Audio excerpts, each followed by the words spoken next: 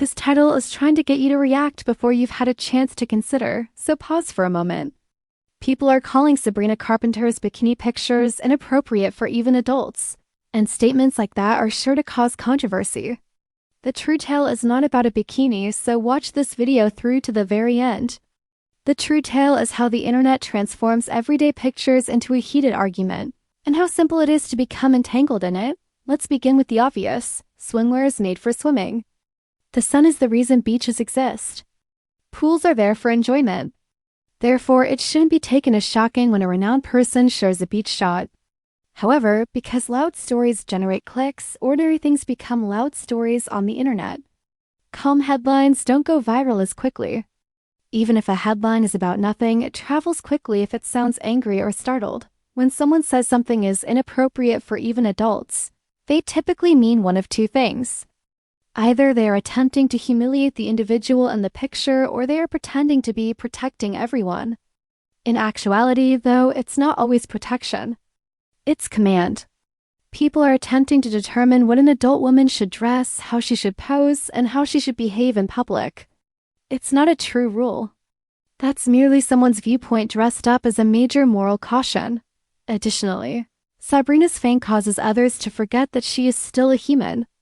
They discuss her as if she were a fictional character, as if her purpose is to be judged, as if each picture is a remark intended for unfamiliar people. However, that is not how actual life operates. On vacation, people take pictures. People visit beaches. Swimwear is worn by people. That's all. The additional meaning is provided via the internet. I'm aware that some people would comment, but the photos were too bold. Let's be honest about what is typically meant by too bold on the internet. She looked confident is what it usually means. Alternatively, she didn't hide.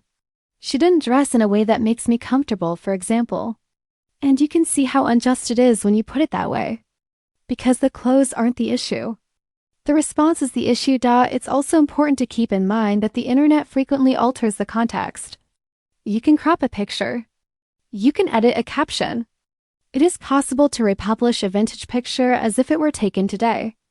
A dramatic line can help a fan page appear in more feeds. Even when Sabrina shares something straightforward, other users have the ability to manipulate it into controversy in order to gain attention.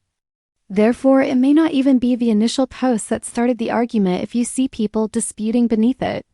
Perhaps it was repackaged that way. Additionally, in circumstances such as these, a double standard quickly emerges. People may comment, "Good for him," when a male celebrity shares a photo from the beach. When a female celebrity shares a similar beach photo, folks act as like it's a major problem. This long-standing double standard is still prevalent on the internet. It is evident in the remarks that criticize her appearance, her self-assurance, and her decisions. Here's the healthiest perspective, though. You don't have to be impolite to have your own preferences. "That's not my style," you can remark and go on. Attacking someone, embarrassing them, or acting as though a bikini photo poses a threat are not necessary. The best course of action is to stop feeding it if you don't like it. Because the post travels more widely and the headline gains more traction, the more angry individuals are. Even if you appreciate the picture, there are still appropriate ways to discuss it. You can provide courteous compliments. You could describe her appearance as joyful, self-assured, or powerful. You don't have to become strange. A genuine compliment gives someone a sense of humanity. A strange remark gives them the impression that someone is watching them. Significant difference. It's also a good time to remember ourselves that boundaries are not erased by fame. Public property does not include public figures. Strangers shouldn't zoom in, judge every aspect, or speak in a way they wouldn't in person just because someone is well known.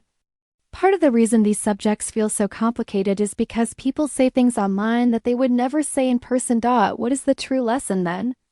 It's not bikini photos are good or bikini photos are bad. The true lesson is that headlines are meant to manipulate your feelings. They want you to be taken aback. They want you to be upset. In the comments, they want you to argue. You can beat the headline if you can take a moment to reflect. Please like the video, subscribe, and comment on what you believe to be the worst online content, cool comment sections, or faux outrage headlines. If you enjoy pop culture stories that break through the clutter without being offensive,